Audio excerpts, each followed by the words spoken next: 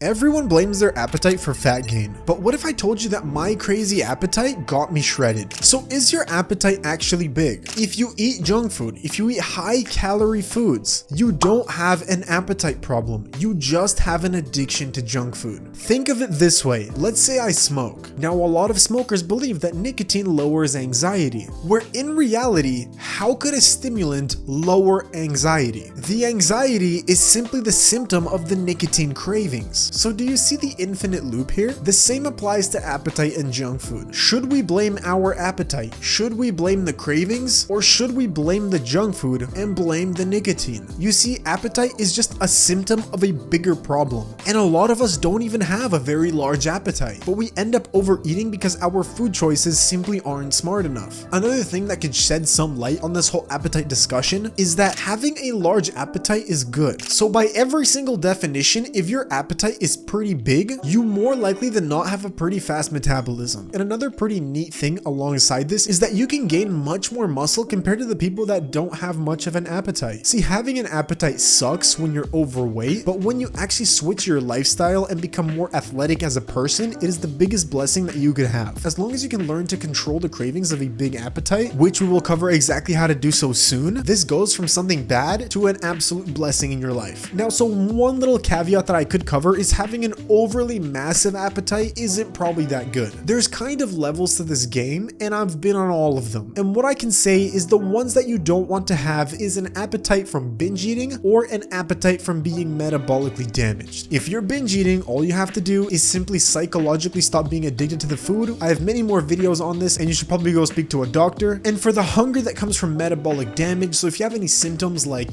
being hangry, if you can't go more than 4 hours without eating, you're probably pre-diabetic, and in that case you should focus on losing weight as soon as possible before you completely screw yourself over. But enough of that, let's cover how I hacked my appetite for fat loss. So at the start of the video I told you that most people don't actually have a very large appetite and it's simply just an addiction to junk food. So in turn, to reduce our appetite and to make the best out of this situation, all we have to do is just reduce the amount of junk food that we're eating and adding cleaner foods over time. Eat more vegetables, more lean meats, more fruits, and lower those super tasty foods. And so there are many ways to go about this, but here are some of my favorite. Low calorie, high volume foods in general, so anything like vegetables, like berries, leaner cuts of meat, eating single ingredient foods, so think of tomatoes over ketchup or having eggs instead of mayonnaise. There's a reason why people don't get fat from eggs, but a lot of people will get fat from things like mayonnaise. It's just more palatable. Eating in smaller plates is great. It reduces psychologically how hungry you are. Fasting is also good. If you don't really feel hungry in the morning,